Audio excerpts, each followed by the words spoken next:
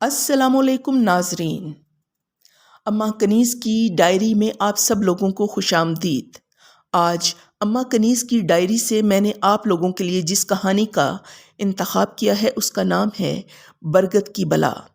اس کہانی کا آج پہلا حصہ میں آپ کو سناؤں گی، تو چلیں کہانی کا آغاز کرتے ہیں۔ میرا سونا گھر کچا تھا، 2 کچے کمرے اور چھوٹا سا کچن۔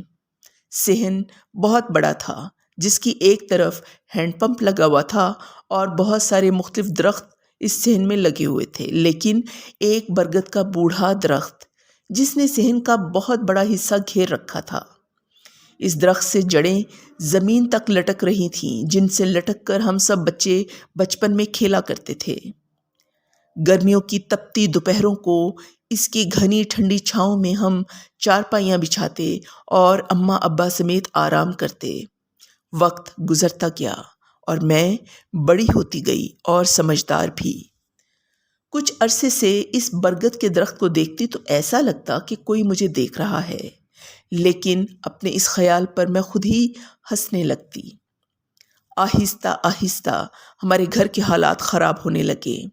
ابا جو پہلے زمین پر کام کر کے گھر میں کسی چیز کی کوئی کمی نہ ہونے دیتے تھے، نہ جانے ان کی صحت کو کیا ہوا، وہ کمزور ہو رہے تھے۔ ڈاکٹر کو دکھایا تو بے شمار ٹیسٹوں کے بعد پتہ چلا کہ ان کو گردوں کی بیماری ہے۔ ان کے علاج کے لیے بہت زیادہ پیسوں کی ضرورت ہے۔ ہم غریبوں کے پاس اتنے زیادہ پیسے بھلا کہاں سے آتے؟ اسی پریشانی میں اس برگد کے نیچے بیٹھی ہوئی تھی۔ اچانک مجھے اس برگد کے تنے کے نچلے حصے میں ایک عجیب سی چیز نظر آئی۔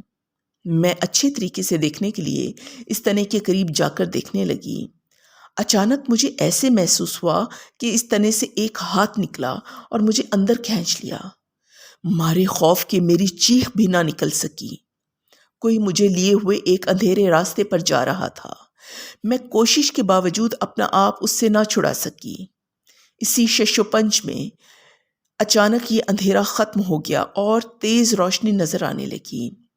میں صورتحال کو سمجھنے کی کوشش کر رہی تھی۔ اب مجھے سب کچھ واضح نظر آنے لگا۔ ایک بہت بڑا اور خوفناک اژدہا میرے سامنے کھڑا تھا۔ اس اژدہے کی چھوٹی چھوٹی سرخ آنکھیں مجھے گھور رہی تھیں اور اس کی 2 شاخہ زبان میری جلد کو بار بار چھو رہی تھی۔ اس کا کالا رنگ بہت چمکدار تھا۔ بے ہوش ہونے سے پہلے مجھے اتنا نظر آیا کہ وہ اژدہا میرے گرد اپنا جسم کس رہا ہے۔ جب مجھے ہوش آیا تو مجھے اژدہا کہیں نظر نہ آیا، لیکن جو کچھ نظر آیا وہ میرے ہوش اڑانے کے لیے کافی تھا۔ ایک بہت بڑا ہال تھا اور یہ ہال جس روشنی سے دھمک رہا تھا وہ کسی بلب کی روشنی نہیں تھی، بلکہ وہ ہیرے جواہرات تھے جو اس ہال میں بکھرے ہوئے تھے۔ کئی جگہ پر سونے کے زیورات بھی ڈھیر کی شکل میں موجود تھے۔ جس چیز نے میرے اوزان خطا کر دیے اور میرے رونگٹے کھڑے ہو گئے تھے وہ اس ہال میں موجود ڈھانچے تھے۔ یہ انسانی ڈھانچے تھے۔ ان کی کھوپڑیوں پر موجود لمبے بالوں سے اندازہ ہو رہا تھا کہ یہ لڑکیاں تھیں۔ تو ناظرین، یہ تھی آج کی کہانی کا پہلا حصہ۔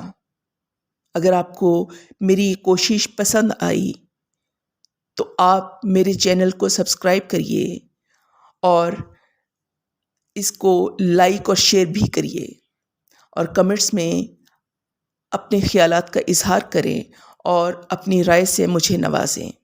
شکریہ۔